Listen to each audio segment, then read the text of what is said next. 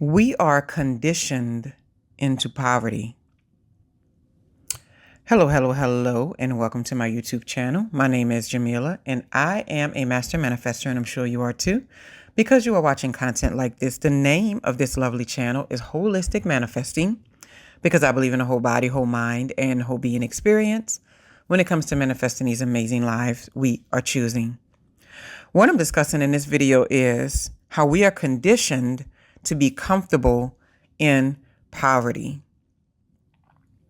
Now, I'm going to elaborate on this with some really specific points and discuss how this conditioning happens. So we already know that there's the generational curse of a poverty mindset, of a scarcity mindset that may come from our family of origin and then their family of origin and then so on and so forth. You can keep on going back with it, right? But there's also messages in society, messages everywhere you go. And some of these are pretty subtle. And then some of them are like outright saying, you're better off poor than you are being abundant in your life, right? One of those big things that I've noticed when it comes to poverty and it comes to having an abundance mindset is that in many environments, we are taught to shun people who are proud of their success, because naturally with success comes another level of financial abundance. But we're taught in society to shun people when they're proud that they have succeeded at something, or when they're grateful that they succeeded, or when they share that they succeeded beyond, all of the odds that were against them. This has affected me in a major way over many years, because I have always downplayed the levels of success I've had in many different areas, because I never wanted to be off-putting to others, right? And this also may be something that women may do more than men. And I don't really like to gender things, but sometimes there is a difference in the way that we're socialized in society when it comes to manners like that. I've worked with men a lot in my life, and they never shied away from talking about all of their accomplishments, everywhere they've been, everything that they've done, and everything that they've accomplished. But the women, on the other hand, or myself included, have always felt like they were being a bragger if they sat there and talked about what they did and what they accomplished, especially if it was more than the people that were in the room or in the space, because you notice that the energy changes, the looks at you changes, everything shifts. And when you're like a woman working in technology or something, you're always walking that tightrope of, I don't really want to be on the outside of things. This was me back in the day. This is not me currently, right? So we get in the habit of shunning people who are proud of their success. It's like, if you accomplish something academically or you accomplish something financially, you are expected to keep that to yourself. This is why we have those messages all the time about moving in silence and like keeping it to yourself. Well, I'm a big, huge proponent of moving in silence and like keeping information to yourself. It's mostly because of the backlash that you receive from it in so many different environments. It's not because moving in silence is a necessity to success, or keeping things to yourself when you succeed is a necessity. It's just that we've done it. We've shared things. We've, been vocal. We've put our information out there, and then we've gotten certain feedback to where we realize it's not always a good thing to share with people that I've been successful in this area. I was always told as a person growing up, never let people know how much money that you have, because even in my, immediate environments, if you shared you had something extra, people didn't forget it, and they were going to remember it, and they were going to come right back around and ask you for it in a day or two, ask you for it a little bit later. So if you wanted to gain something or expand and grow, you almost had to not be able to share it, because if you did share it and it wasn't up for grabs for everybody else to have access to it, you were then seen as a selfish person. You were then seen as a person who did not want to help others, who didn't want to share what they had with others.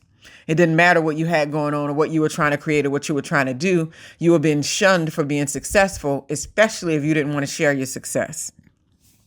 Another way is that we assume that people that have money always receive it in ill-gotten ways. Now, I'm not saying you do this or I do this, but this is like a societal thing. Whenever people talk about someone who's billionaire, millionaire, or whatever the status may be, that however they created it or however it evolved in their lives, it had to be ill-gotten. They have to be evil. It has to be some type of way that they were doing something nefarious or lascivious acts in order to create this wealth in their lives. I was just reading a comment the other day where someone was trying to figure out what this woman does for a living on one of her YouTube videos. And they kept going on. And then some of the comments were like, well, I'm sure she's just an OnlyFans model or something like that. And then they were like, I'm sure she started her business by being an escort to rich men, and it just went on and on and on. At no point did anybody just say she probably worked hard and created the success for herself. And be honest with you, nobody really knows how it came about anyway, but that's not the point. Why is it necessary for us in society to assume that if there's some level of success being achieved, that it's an ill-gotten success in some kind of way? Like if we didn't sit there and witness it, and we didn't watch the come up, and we didn't watch the person go through hell and high water, and like people got to tell you that they had such a rough time, that it was so hard to create it, that it was, blood, sweat, and tears. They got to go through all this and tell you that for you to say, okay, I guess they deserve their success. Why are we trained to see success as something that's so hard to get, and that's something that people should have to be in pain to receive the benefits of? Why can't we just say, sometimes it comes in your life with ease and effortlessness? It does. I've experienced it myself. Sometimes you don't have to cry every night about it. Sometimes you're not in pain about it. Sometimes you're on the right frequency and things show up as they're supposed to show up. Why is that such an awful thing? If we see it happening for somebody else, then why can't we say, hey, I'm so grateful that my success has come with ease and effortlessness. I'm so grateful that I'm on the right frequency, and that I don't have to work hard, and that I don't have to have blood, sweat, and tears to create something in my life. Why do we always feel like it must be ill-gotten if somebody shows up overnight? We see overnight success, but we don't really know what's happening behind the scenes. We don't really know what their generational issues are. Generationally, we also have blessings that show up in our lives. So it's not always even about what the person in this particular life, in this particular generation is doing. So that's another way that we're conditioned to be more comfortable with poverty, is just shunning people or acting as if everything they have must be ill-gotten. There must be some kind of way that they were manipulating. They're a scammer. Oh, that's another thing they were saying about the young lady. She must be a scammer. And we see this a lot. Another way is that we are also outcast in many groups if we don't have any complaints about our finances. So in many environments, if we're not complaining about our lives, complaining about what we don't have and what we would like to have, and waiting on a lump sum of money to create this or that, then people kind of outcast you in a sense. They, you can't relate to us. You're not one of us, because you don't come from what we come from. That's why we see so many of these movies and these messages. If you have that one little rich kid that happens to go to a city school and they want to make friends with other people, they get shunned almost immediately and outcasted if people think that they're, a kid who's had it easy financially in life. Not emotionally, not spiritually, not physically. They don't know anything about those parts.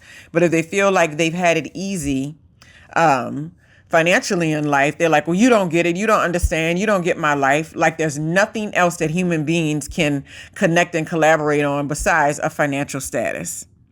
So we'll notice that in many environments, if you don't have finances to complain about, if you don't have money to complain about, or if you're just not even the kind of person that thinks money should be complained about, because you know that it's a negative frequency. It's a negative money manifestation technique, right? If you're one of those people that believe that, people automatically see you as somebody who's like trying to be better than everybody else. And it's not that you're trying to be better than everybody else. You're just trying to be better than that lower nature within inside of yourself. It has nothing to do with everybody else. Another thing is that we are often discussing false choices of I'd rather have love and peace than money. Right? So another way that poverty is driven is like we're always given these choices, these ultimatums that says either money or whatever, money or freedom and peace, money or happiness, money or love of your life. And it's like, why don't we get messages of money and? We rarely get those messages in environments with other people, even on social media. How about I can have money and a peaceful life? How about I can have financial abundance and beautiful, smart, well-rounded children? How about I can have financial abundance and the freedom to go do what I want as I please most of the time. Everybody always thinks there's a trade-off that has to happen, but it's only because we're limited to those messages and we allow them to get in our heads. And then we're always doing the or thing instead of the and when it comes to our financial abundance, right? We look at everybody who's, made it in a certain industry or a success here or a success there, that there must be something wrong in their situation. Well, there's probably a bunch of things wrong in their situation because they're human, and all humans have to deal with the vicissitudes of life. So that why they may not have a financial issue going on, they may still have relationship issues. They may still have marriage issues. They may still have issues with their raising their children being on drugs or whatever it is that's going on in their lives. But it's not like you can't say, you can't look at them and say, well, look, it's because they have money. That's the mindset of so many people. So many people think when people are experiencing pain or anguish and they're experiencing a downfall or something, and they've made a certain level of success, that it must be the money that's ruining their lives. That is a poverty mindset. That's a poverty message. That is another way that we are conditioned to be comfortable at certain levels and never try to do more. I talk to people that I'm closely connected to, and they think that their peace and freedom that they're experiencing in life can also come with financial abundance. So when they're sitting back resting on their laurels and they, don't have a big financial abundance, they think that's the way that works out. I'm like, no, you can do both. You can have peace and freedom, and you can have a level of abundance flowing into your life. And just because we haven't figured out how to do that yet, or those ways haven't showed up in our lives yet, it doesn't mean that it's not possible. And it doesn't mean that other people have not figured it out. Another way that we are conditioned to be comfortable with poverty is people feel comfortable with being entitled to your finances rather than creating their own. So it's like we get pushed into this corner of acting like we don't have in order to make other people around us feel a little bit more comfortable, right? A lot of times people have these conversations. My daughter said she was sitting in a conversation at school where they were talking about having food stamps like a badge of honor. Like, well, you don't know nothing if you never had to have food stamps and stuff like that. And I don't know what conversation she was listening to, because I would be shocked that if many of those kids had food stamps. Like, I just think they're talking. And so she was sitting there thinking like, and she was like, well, and I was like, that's not a badge of honor. That's not anything to be ashamed of, because I too once collected government assistance, especially when I first got divorced and I didn't have anything, to take care of my kids with at the time. And so I was like, that's not anything to be ashamed of by far. But when you go and latch on to that world, you put yourself into a certain money frequency. And I see this all the time with people that refuse to spend their money on groceries when I was growing up, and they would go buy the food stamps from other people so that they can get, discounted food. I never got into those practices because I know that it creates a low money frequency. Unless it was something that just had to be done for me to make it at that specific time, which that was even rarely the case. There's always something that you can go buy and get from the store that you can do within your means, and you can create for yourself without having to pretend like you have less than what you have. And unless it was one of those cases where it was dire or something, I never did the whole buy-in of the food stamps thing. And the reason why is because I knew that it created a low money frequency. Because when I'm walking into the place and I'm putting that card on the counter, it's saying that my finances are in such disarray, or my finances are so low at this particular time, or that I need help, that I can't afford the life that I'm choosing to live. And there are different times when that is true. Like I said before, there is absolutely nothing wrong with needing assistance there, because I'm a firm believer that you go to work all the time and you live in this country and you pay taxes and all this good stuff. When things get rough or times, you fall on hard times, that's what those services are for. But on another hand, we shouldn't get so comfortable with being entitled to with people being entitled to our finances unless we're sharing like some tragedy around it or something related to that. So we start to share with people, and this was an earlier point, we start to share with people, I have this or I have that, and I'm able to finally save money for my children's education, to finally save money to buy them a vehicle. And then 2 weeks later, you're telling this to someone because you're proud of it and you're happy about it. And then they're calling you 2 weeks later asking you for money. That is a poverty mindset, because nothing of what I was saying did you listen to and think like, okay, how did she create that? How did she develop that? How did she expand herself and grow? Because we come from the same background. around. We come from the same environment. We come from the same people. How does she figure out a way to create that level of abundance in her life? No, instead they call and say, hey, I need this from you. I want that from you. And then it's an entitled mindset. And then when you say no to it, there's a negative attitude towards you, right? So that's another poverty mindset, being comfortable with it, because it's like you're forcing yourself into this hole if you hang around these people of not even sharing the abundance in the strides or the success that you've made, because you don't even feel comfortable doing it. Because you know once you do it, then people are going to feel entitled to what you have. And that is a poverty mindset. You should always be ready to go create it and expand and see what you can develop on your own. Everybody has the ability. It's not going to happen all the time overnight. Sometimes it will, sometimes it won't. You never know. But your mindset should always be in the space of, I can develop my financial abundance. I can grow myself in that way. I can expand myself in that way, right? So these are just some ways that in society we get conditioned to just being at a lower level. And even when we're not at a lower level, pretending as if we're at a lower level. And that's no good, because it always wrecks our frequency, our money manifestation frequency. It's like a double message. You're saying that you're living one way, but you're saying and you're moving in the world like another way, right? It should be perfectly okay for you to be like, oh yeah, we went on that trip last year, instead of people running around saying, well, how much did that cost? Well, how'd y'all get that? I used to have friends that used to do it all the time. How much everything costs? I stopped answering. It doesn't really matter. Sometimes I paid for it because I could, and so other times it was gifted to me by other people. It really does not matter. Whenever you want to create something in your life, you have to get on the right frequency. And a poverty frequency, a comfort with it, is always asking people how much everything costs all the time, right? So that's all I got to share on this topic, but ways we are conditioned to be comfortable with poverty in society. And there's a bigger plan that's set up for you to be in poverty. That's so you can be a worker bee.